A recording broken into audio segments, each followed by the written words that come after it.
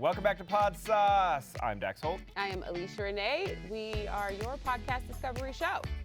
Our next guests are friends of the show. Should we say friends of the show or just... Can we call them best friends of the show? We haven't had any best friends of the show on. Well, Van will for sure be like, if y'all don't knock it off, if y'all don't knock it all the way off, okay? We're here. Y'all have begged us to come. We're here. Let's get it in. Now, we have the host of Higher Learning Academy Award winner, Van Lathan. He's going to hate that I said that, but we got to put some respect on that name.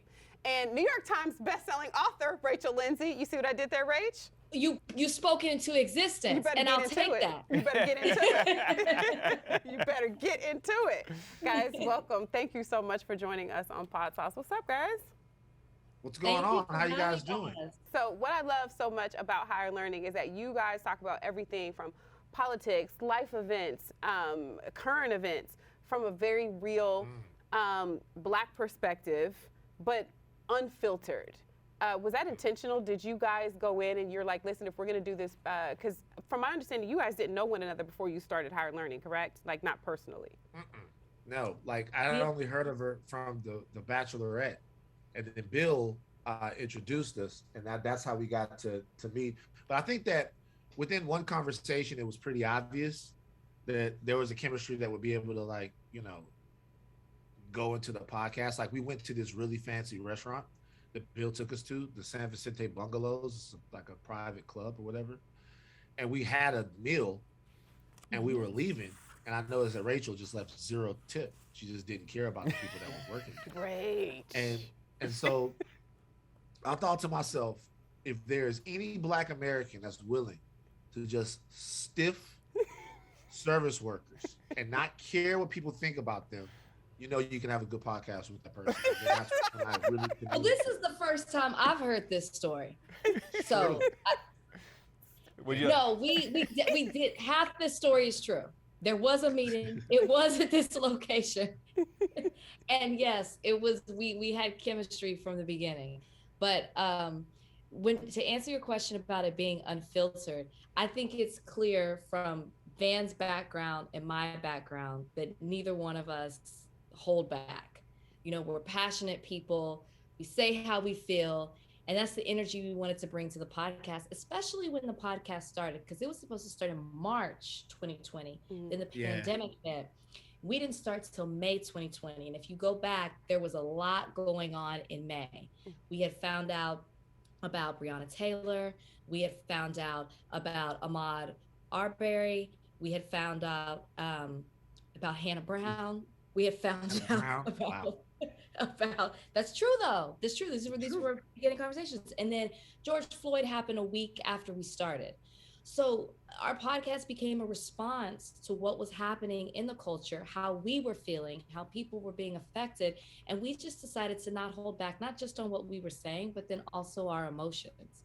And we just brought it all to the podcast. That's how it started from the jump. Yeah, I love your guys' chemistry because, you know, for people that don't know, Van and I have known each other for years and years and years. We used to work together and, you know, literally stand next to each other every single day. And he is one of the most intelligent people I have ever met and has this memory that I don't understand how it even works. But what I love, Rachel, is that you complement that so well. And not only that, when he's going off, you also reel him back in. And I love that. And I think that both of you being, you know, wise, it works really well on this show. And I've told Alicia this many times. It's like, I listen to your show and I feel that I walk away learning something new every single time. And to me, that's what makes it such a good podcast. Is I'm like, I didn't look at it like that before, but that opened my eyes, or I learned, or I will respond differently in the future because of your podcast. And that's totally Brutus honesty. So just really good podcast. Yeah. And I think that's the thing. I think what happened, for me, it's hard to always be like, so, you know, I do have just basic opinions on things. You know, if you ask me what my favorite ice cream is, it's not something special. It's chocolate. That's one of the primary flavors. It's not a big deal. It's not like every single opinion that either I or Rachel has is cutting edge. You know, we talk about the fact that despite it all, we still love Michael Jackson. That's very basic. You know what I mean? That's a very basic opinion. We just can't give it up. But I think that like the affection that I have for her and that I think she has for me and the respect, I think it's genuine. Mm-hmm. And so because of that, you can make any conversation that you're having seem like a huge event. Mm-hmm. And a lot of times, I'm gonna be honest with you, even though we got the podcast started around George Floyd, around Breonna Taylor, a lot of times we get in our bag on things that aren't that weighty, things that are more just conversations that, you know, you have for fun when you're shooting the shit. And so like it's something that I had like a lot of fun doing. Like Dax talked about the fact that we worked together for years. It used to be that my day was about finding pockets of fun at work because we were there for so long, right? We were there for so long every single day. Not Dax. Dax, get out of it. Still. Dax, the rest of us would be hanging. Dax would do this little thing where he would like pat his pants or do something like this. Looking for those keys. And then Dax out. Dax, I gotta go back to Orange County. But I think I'm blessed now to be able to, every time I sit behind my mic, have just 100% fun and entertaining conversations. Every podcast feels like a labor of love. It's really dope, and like it wouldn't be that way without Rachel. I wanted to ask to follow up that question is, how do you guys choose your topics? Is this something that before you go on, you chat, or is it just you free flow and what comes up is what you guys want to chat about? I mean, we definitely pick our topics before. Like we have a group chat, and throughout the week, people will send in, you know, either myself, Van, Donnie, Trudy. Shout out to Donnie and Trudy, part of the podcast as well.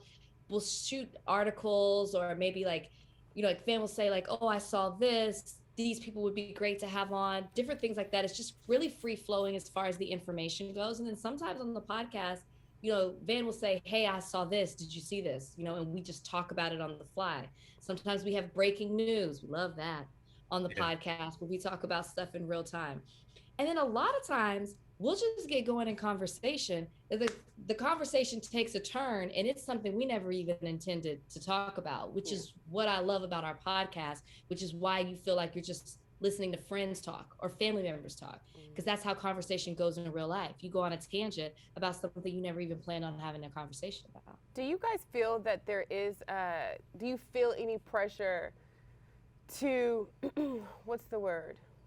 To hold a particular candle to other communities outside of the African American experience? And what I mean by that is to articulate our thoughts, our displeasures, our anger, our sentiments, because one, a lot of our audience may know you, Van, particularly from the time where you called Kanye to task on TMZ, and then Rachel, you as the first Black bachelorette, you guys are coming from places where the Black community really looks to your voices, looks to you to express how we feel. Do you guys feel that pressure? And if so, how do you mitigate those waters? And if not, what do you want to bring to the table? How do you want to represent the community? I wouldn't say pressure is what I feel. It's just more so, I don't know, within us to just, you know, feel like we talk about, you know, we're passionate about being Black. We're proud about being Black. So if it's a certain issue that comes up where we feel like we need to speak on it I think I got this in your question, to either to educate another community. Yes. I mean, another, yes. Is that what you're saying? Mm-hmm.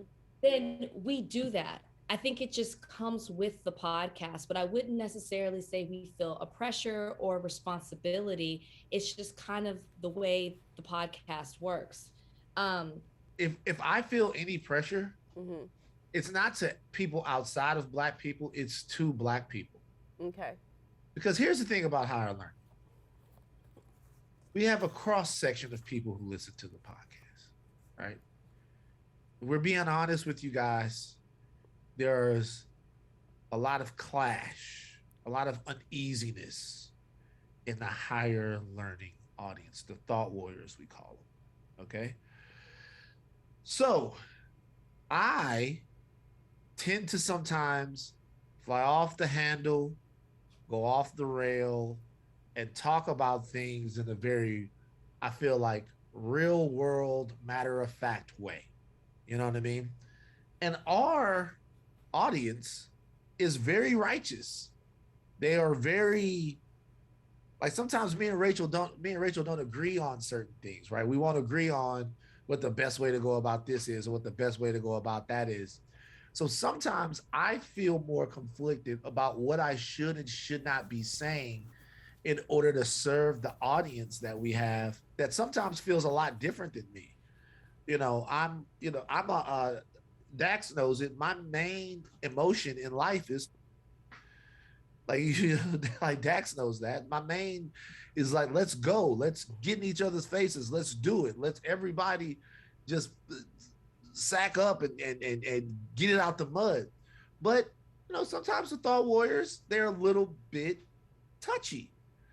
So when you approach, they're sensitive. So when you approach and sometimes I'm also speaking to a generation that's a little younger than me. And sometimes when I'm speaking to them, I want to make sure that I don't give the lesson in a way that, or give my opinion in a way that dismisses their sensibilities. I want to make sure that I'm serving them. At the same time, I also want to challenge anybody that I speak to, anybody that I talk to. I always want there to be a challenge, because that's the only way I can be challenged. I can't be challenged if I feel safe. Talking about what everybody feels is the safe thing and being part of the status quo, that's not disruptive enough for me, and it doesn't make you any smarter. But at the same time, you never want to intellectually subjugate anyone or tell them that the way they think about something is wrong. So it's been a really interesting experience for me, learning how to be in a space where I want to say what I want to say and I have to say what I have to say, but also not just beating somebody over the head with it, being a little bit softer touch. And I think it's been going good. I still run afoul of them all the time. You should go to our Reddit. All about my opinions. No, it's not all about that. They get on me too. They get on me too. They love her. Look, on the Reddit today, they said they're sick of my Kanye obsession because we had Cootie and Chike from the Genius documentary. Yeah. So good. Yeah. So good. All blamed on me. Netflix asked us to have them on. I have nothing to do with it. It has nothing to do with me. To be fair. Literally nothing to do with me. I did nothing. And it's like, we're so sick of Van's Kanye obsession, and Van has to get off this, and Van has to get off that. That's also I gotta say something else. That comes because Rachel has been pushing a narrative of Van's Kanye obsession narrative to the fans of the podcast. And now they think I had something to do with booking a Kanye-centric guest. These are the battles that I fight. Podsauce is getting all the tea right now. No. To be fair, Van made a promise to the Thought Warriors that he would not talk about Kanye again. Okay. That's why they're holding you to it, because he's like, I'm not gonna talk about it. I'm done, guys. And we've been talking about it quite a bit. And in fairness to you, he's the biggest news out there right now when it comes to pop culture. Right. But they don't let it go. They don't let it go. They're not gonna let you make it. So how do you guys successfully split the baby then, when you have something that can be, a bit hot topic that you may try to mitigate around, but you also just have to talk about it because it is what's going on right now, and that's what higher learning is all about. You guys talk about the goings on across the board. I think we should acknowledge it, right? We'll say, listen, we said we weren't going to talk about Kanye, but we got it. We got it. And we're just very honest about it. Yeah. I know you guys might be sick of Kanye, but we got to talk about it. It's news. It's a developing story. We just do it and acknowledge it. Also, it was probably a stupid promise to make. And so we have to acknowledge that sometimes I just get into my, you know what I mean? Sometimes I just say, I'll never do this again, and then you have to crawfish it back and walk it back. But I don't think there's a real formula to it. I think that first of all, Rachel's an expert in the art of conversation, so it's never hard to have a conversation with her.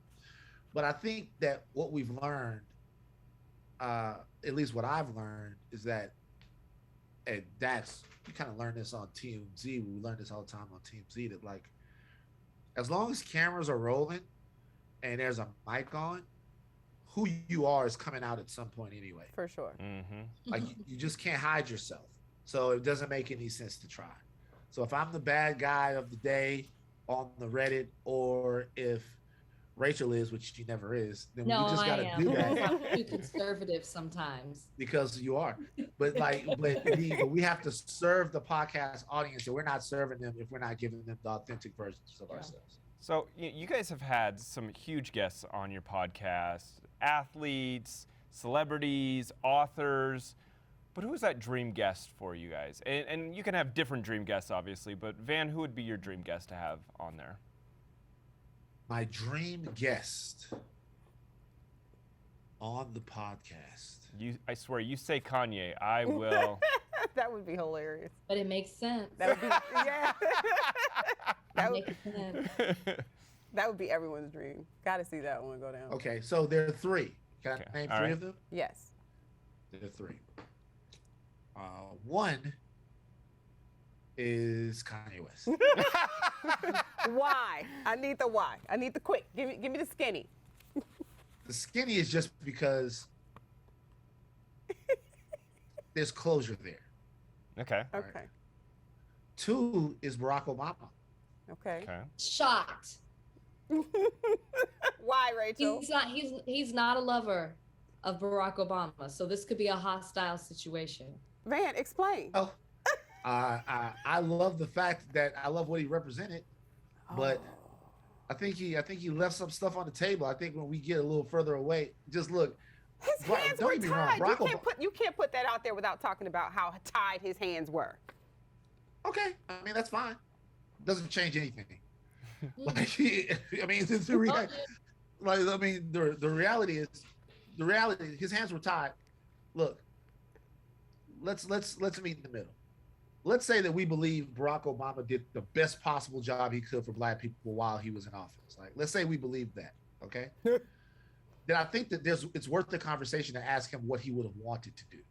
Because, and just real quick on this, the reason why that's worth the conversation is because asking him what he would have wanted to do will illustrate to us what they don't want presidents to do for Black people.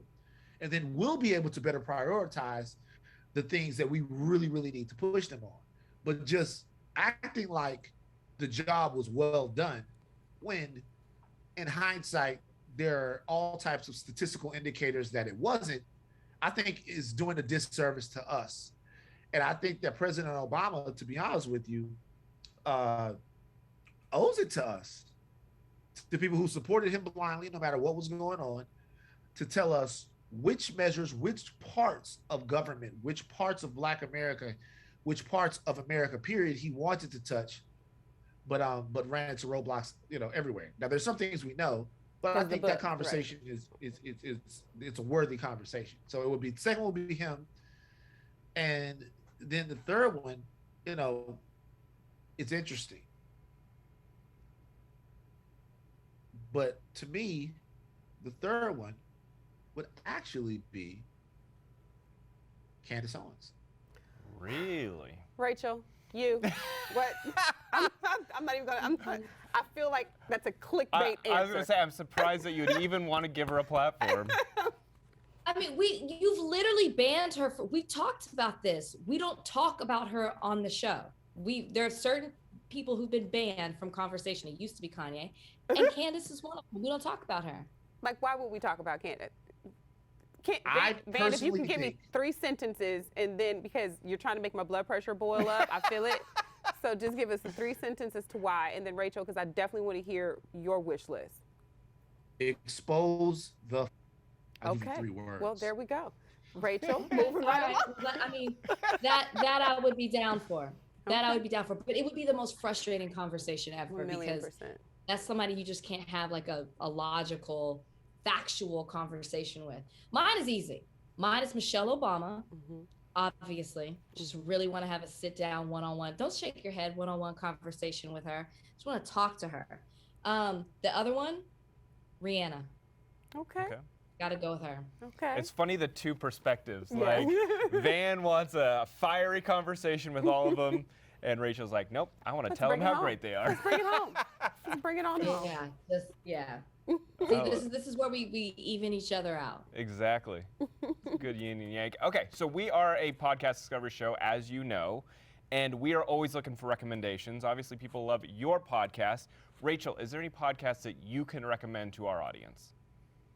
So, gosh, I feel like I've been off on my podcast lately, but for all my reality TV stars, specifically Bravo, if you love Bravo, you will love Danny Pellegrino. And he's got a podcast called Everything Iconic, where he covers the Housewives shows and then some of the other Bravo shows, like Vanderpump or maybe Summer House, Winter House. So funny, so good, completely engaging, and I love everything about the podcast. You don't even have to watch the episodes. You just enjoy him. It's really good. That was a great recommendation. That one's a big one. Van, what about you? I don't know. I gotta be honest with you. I'm not listening to that many podcasts these days besides the ones that I'm on. I'm in that weird space. I'm not trying to big up none of these other people. Podsauce. How about that? Yeah, that's right. Like, support your friends. Podsauce. Hey, let me tell you what the dopest podcast out is. It's that Podsauce. That's our commercial. And that, folks, is how you do it. You're gonna lean into the camera like that. So they know it's real. I love it. You guys are awesome. We wish you much continued success. Your podcast is amazing, and if anyone hasn't checked it out, you're missing out. Head over to podsauce.com. We'll put up a link to Higher Learning right there. I think we should put up the Super Bowl episode because it perfectly encapsulates like what Van was saying about sometimes it doesn't have to be anything weighty that they disagree on. It could be something as simple as the Super Bowl commercials. They had a really funny disagreement about the Sopranos theme. Sopranos, yeah. Yeah, the Sopranos theme. That was now, hilarious. I want to link up to the Whoopi Goldberg episode. That was a good one. I came in ranting and raving as a Jewish man listening to that episode, and you guys having Peter Rosenberg on. I thought his perspective was spot on, and I just thought the conversation was awesome. So that is the episode I'd like to spotlight. Van Lathan, Rachel, Lindsay. Before I go, I have to say one thing. Time's up, guys. Next time I come on Podsauce, I want to tell you guys about the first time that me and Dax talked at TMZ.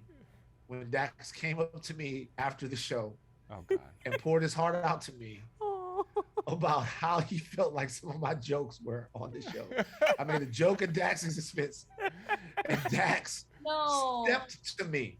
Yes, he did. He said, we're not having it. Dax said, we're not having it. Dax, exactly. But we not going to do Dax it. stepped. It wasn't like that. It wasn't like, man, it was like, hey, look, just to let you know. I know that's right. Like, that ain't me. I'm not the one to play with like that. I'm like, oh, okay. I was like, nope, I do not need the world looking at me like this. Not funny. He said, he's like, yo, it's not my, look, don't pay me. Play with them like that. I ain't no racist. Don't play with me like that. That's right, D. I'm not, D Money's in the house. I was ready to buck up, but then I was like, he got a point, though. You're right.